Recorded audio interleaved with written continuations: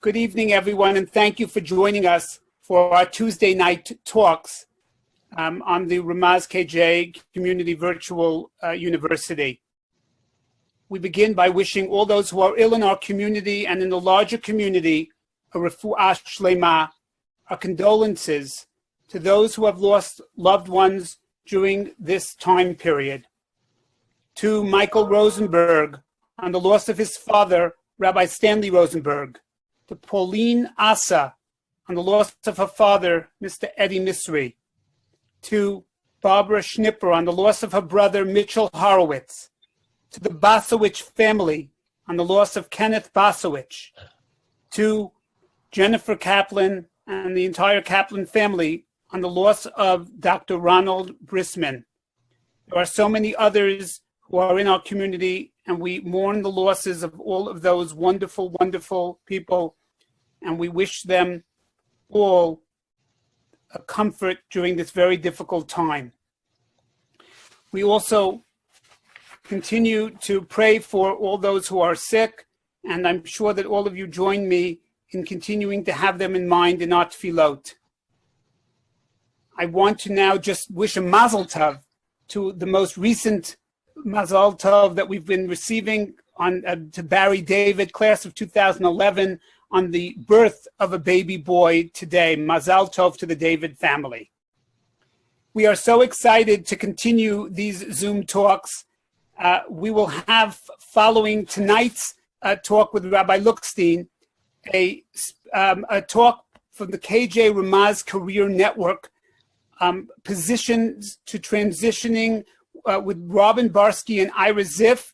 They are senior recruiters who are actually on the front lines helping people to make sure that they are prepared and ready to find opportunities for employment. So please join the KJ Ramaz Career Network following Rabbi Lookstein. There is a separate Zoom address. If you haven't received it, you can email us afterwards.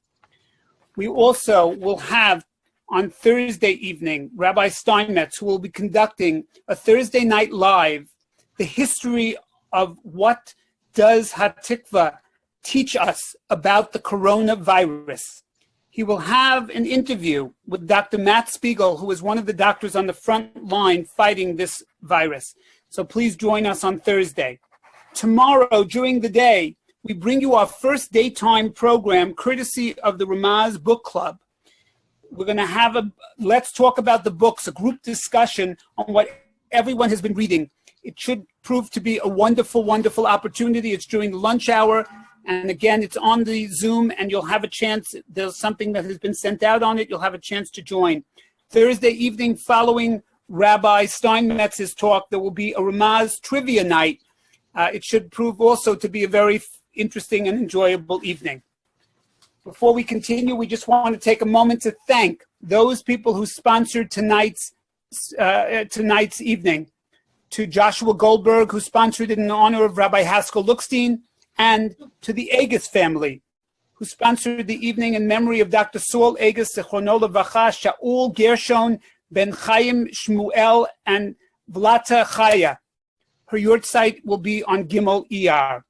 Tehei Nishmato, their nishamot should be given an aliyah. On Sunday, there will be at 12 p.m. Rabbi Moshe Taragin shiur as well from Yeshivat Har Etzion. He will give a shiur to our constituency, so please join us for that as well. And without any further ado, we say thank you, Rabbi Lookstein, for again coming on with us. Rabbi Lookstein will speak this evening on the view towards Yom HaAtzmaut from the shadows of Yom HaShoah. Thank you all for being on with us this evening.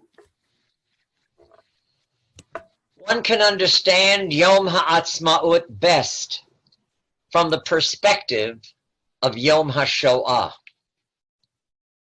The greatness of the establishment of Israel becomes even more apparent and more miraculous when one compares it with the greatest modern tragedy of our people. It is not simply a contemporary coincidence on the Jewish calendar, which finds Yom HaAtzmaut and Yom HaShoah barely 1 week apart. It is not exclusively an historical phenomenon which we commemorate when we observe the anniversary of the rebirth of Jewish nationhood, which came 3 years after the conclusion of the annihilation of 6 million Jews. The linkage of Yom HaAtzmaut and Yom HaShoah is, in reality, a basic principle of Jewish thought and halacha. For example, Purim is made more meaningful by virtue of the fact that it follows Ta'anit Esther. The celebration is enhanced by reliving the anxiety and the military struggle that are commemorated by the fast on Ta'anit Esther. When we celebrate the liberation from Egyptian slavery, as we have pointed out before, Jewish tradition requires us to begin the story of the Exodus with a description of the horrors of slavery. Matchil begnut u'mesayem b'shevach. Because we describe the pain and suffering, the bitterness and the tears of slavery, therefore, lefichach, anachnu chayavim, we are moved and obligated to thank and praise God who has liberated us, me'avdut l'cherut, from slavery to freedom, from sadness to joy, mishibud le'geula, from bondage to redemption, ume'evel liyom tov, and from mourning to festivity.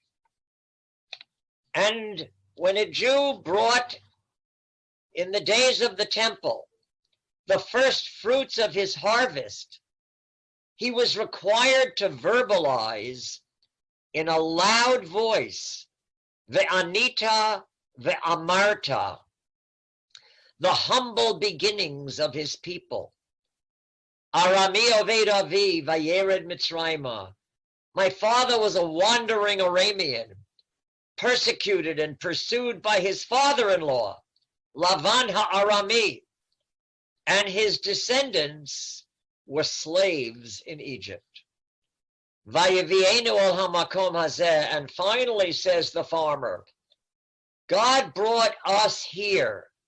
Vayiten lanu es ha'aretz hazos, and he gave us this land, Eretz zavat chalav udavash, a land flowing with milk and honey. I know what some of you must be thinking right now. The land of Israel, to which our forefathers came when they left Egypt, and the land of Israel to which the early Zionists came a century ago, wasn't exactly an Eretz Zavat Chalav Udvash. The famous song, Eretz Zavat Chalav Udvash, notwithstanding. I am reminded of the story my father, Olav Hashalom, loved to tell about the local priest who was making his rounds in his horse and buggy to visit his farming flock in the Midwest. And he stopped to greet a farmer tilling the soil and said, John, that there is one beautiful piece of land that you and God got. And the farmer responded, Father, you should have seen it when God had it all to himself. Still, everything is relative, and the Jewish farmer was required to recall his ancestors' hardships and sufferings before reaching the promised land, when he brought his first fruits in happiness to Jerusalem. Let us therefore pause for a moment as the shadows of Yom HaShoah lengthen and say our own Arami Oved Avi in 21st century terms, and consider how far we have come from the 1940s to the 2020s. A blink of an eye, barely 80 years. First, it is clear that we have emerged from a condition of abject powerlessness to a status where one of our greatest problems is how to use power effectively and fairly. 79 years ago in 1941, the entire Jewish community of Tikochin was marched from the Rinnik, the town square, marched by the Einsatzgruppen into the forest and ordered to dig a large trench and then to stand at the edge of that trench and be shot and fall into the grave which they had just dug themselves. By the end of the day, the Jewish community of Tikochin, 800 years old, was no more. Powerlessness. Some miles south in Tarnov, near Krakow, the Jewish adults were ordered to gather barefoot in their Rinnik, their square, with their children. And then the children were ordered to march off with the SS troops to a large barn-like building where, within earshot of their horrified parents, they were machine-gunned to death.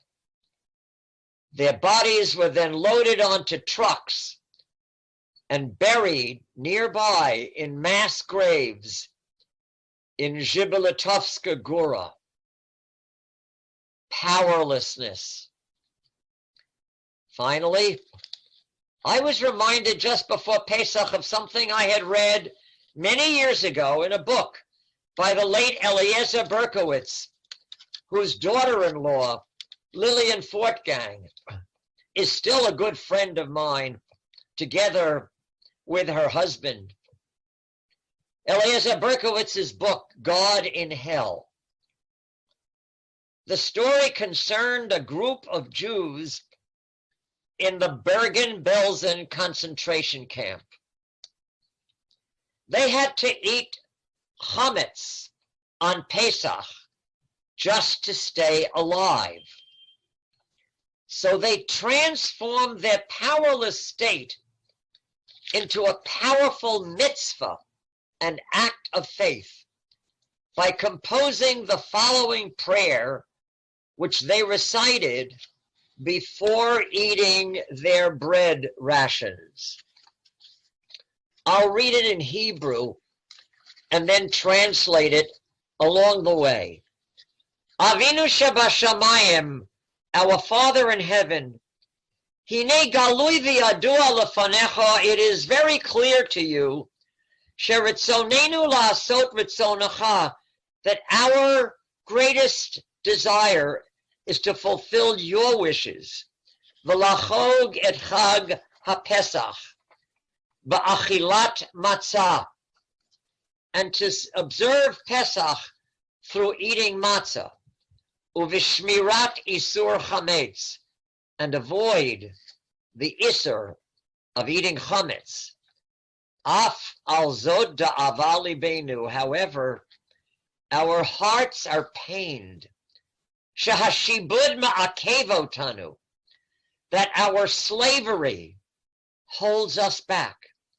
Va'anachnu nimtza'im b'sakanat nefashot, and we are in danger of losing our lives if we don't eat. Hinenu muchanim u'mezumanim l'kayem mitzvatcha, so we are ready now to fulfill your mitzvah. V'chai bahem, to live by the Torah. V'lo sheyamut bahem, and not to die by it. V'lizaher me'azhara, and to be very careful of the warning. Hizaher lecha, be careful. Ushmar nafshecha ma'od, and guard your life carefully. V'al kain tefilatenu lecha, and therefore we pray to you, shetachayenu usekayemenu. Think what those words are. Shehechayanu v'kiyamanu. Sustain us and help us. V'tig alenu bimheira, and redeem us quickly.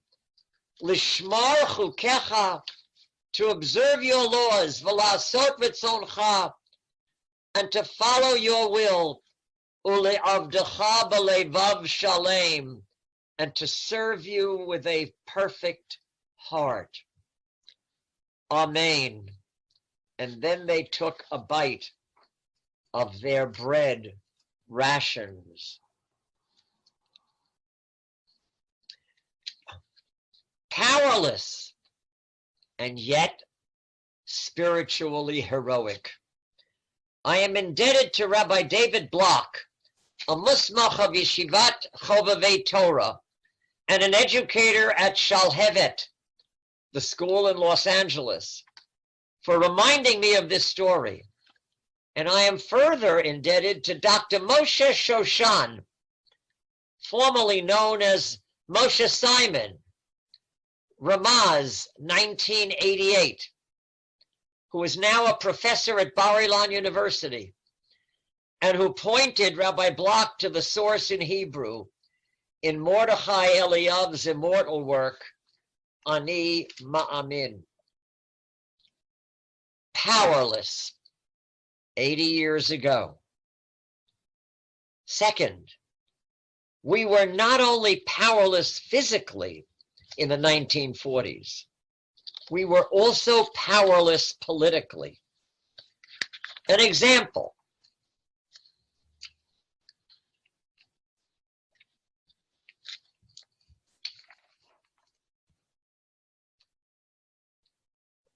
On October 6, 1943, a group of 500 rabbis came to Washington to petition President Roosevelt personally to establish a government agency to rescue Jews from the horror of the Holocaust.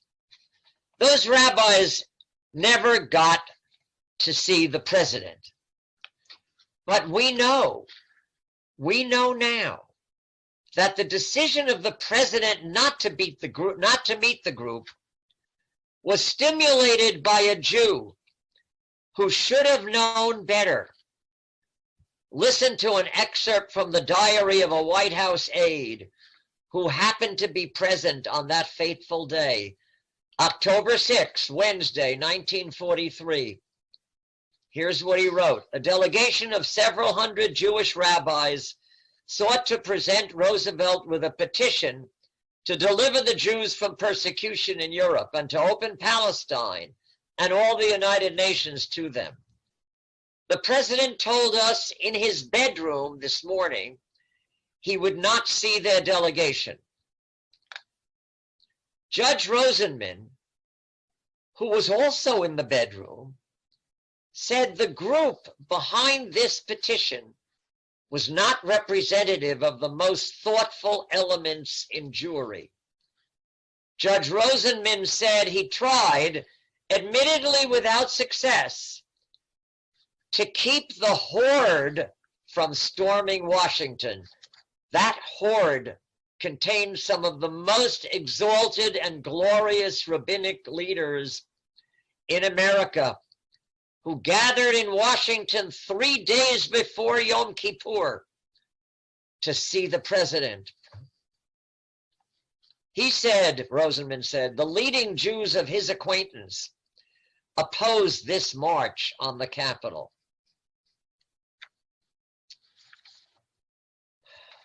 "82 years ago,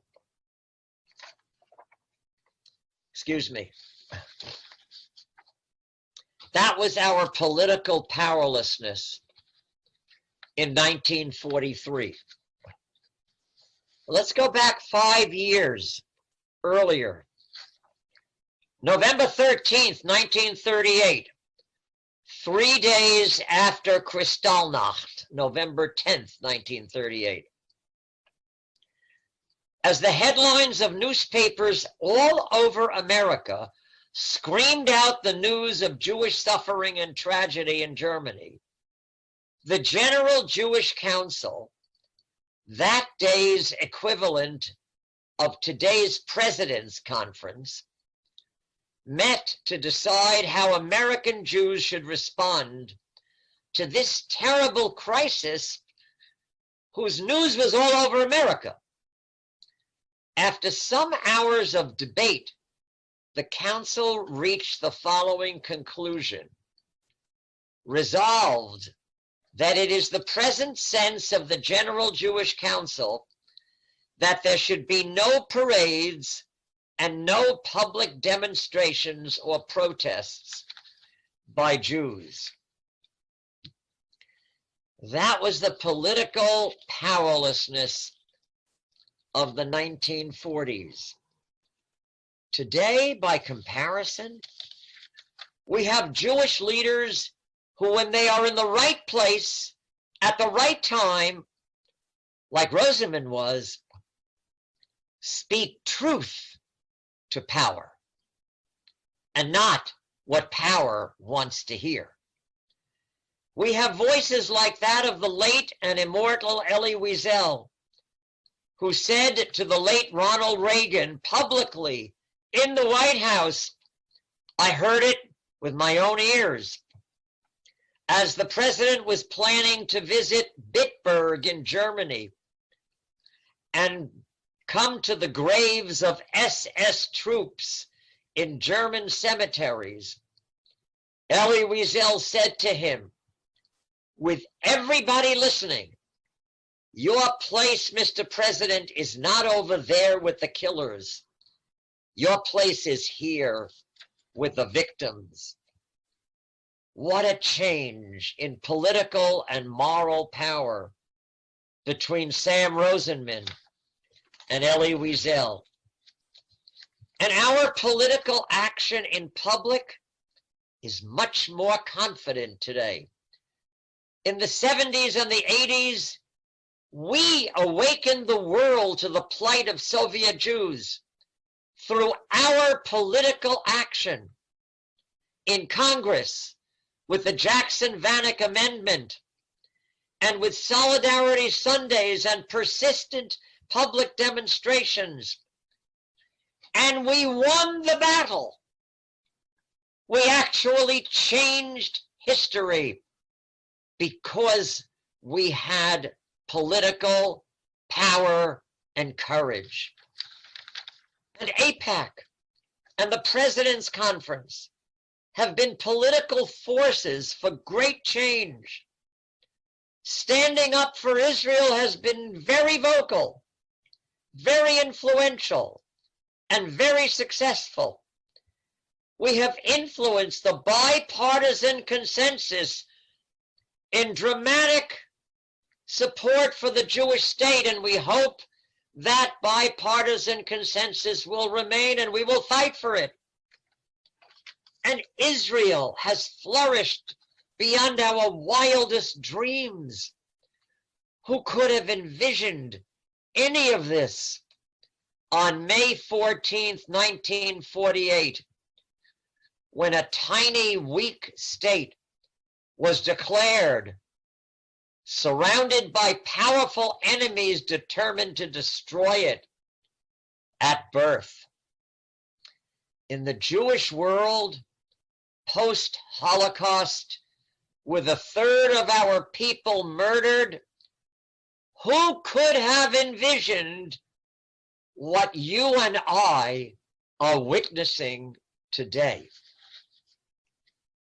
This brings me to my final point. As Yom HaShoah draws to a close, we went from powerlessness to real power. We rose from political timidity to political accomplishment. And we moved from a condition of hopelessness to a reality of faith. My revered teacher, Rabbi Joseph B. Soloveitchik, once asked us in Shir, why were we privileged to be the generation that experienced the birth of the state of Israel, the return of the Jewish people from 2,000 years of homelessness to our ancestral home. Did we deserve this divine gift more than any other generation? Were there not other generations that merited it more? The generation of the Rambam, the generation of the Shulchan Aruch, the generation of the Vilna Gaon or the Baal Shem Tov. Why us? He answered the question in a very Jewish way with another question. Why, he asked, were the Jews in Mitzrayim redeemed after 210 years of suffering rather than after the 400-year figure, which was the number given to Avraham Avinu? Why did they get out 190 years early? The answer in the Midrash is that things in Mitzrayim had gotten so bad and the Jewish people had sunk so low that had God waited, there would have been no Jewish people remaining, and the whole divine plan of history would have gone up in smoke. The Jews in Egypt were redeemed early, not because they merited it, but because they needed it. Said the Rav, the same is true for the redemption in our day. It's not because we deserved it more than any other generation, but rather because we needed it more than any other generation. After the Holocaust, which we have just commemorated on Yom HaShoah, we were so depressed, so desolate, and so destroyed spiritually, devoid of hope and faith, that if Israel had not been born out of the ashes of destruction, Judaism and the Jewish people as we know them might not have survived. God had to hasten the redemption. That's what the Rav said. And now we know that the impossible can actually become the reality. That salvation will come. It will come from our brothers and sisters in Israel. It will come from you and me, and from the faith and determination of American Jewry. And it will come from the perspective of the last 75 years, which have taught us that we know it will come. And we know Israel will live and thrive, and we will live and thrive with it. We know it because God knows we need it. Amen. I would like to close. I would like to close with the prayer I spoke to you about in my first talk, was suggested by the Rosh Yeshiva of Yeshivat Har Etzion that we should say in our every weekday Shmona Esrei. It's a paragraph that's found in the repetition of all the Shmona Esreis on Yom Kippur and Musaf on Rosh Hashanah, right after Modim.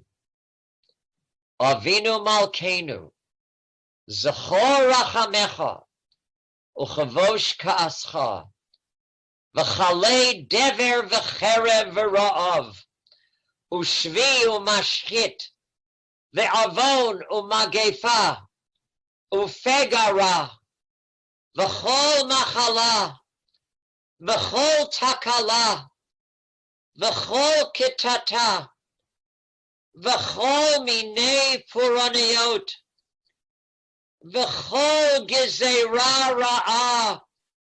Banish all terrible decrees, v'sinat chinam, and unnecessary hatred. May aleinu, from us, umei al kol b'nei b'risecha, and from all of the people of thy covenant, umei al kol ha'olam, and from upon the whole world.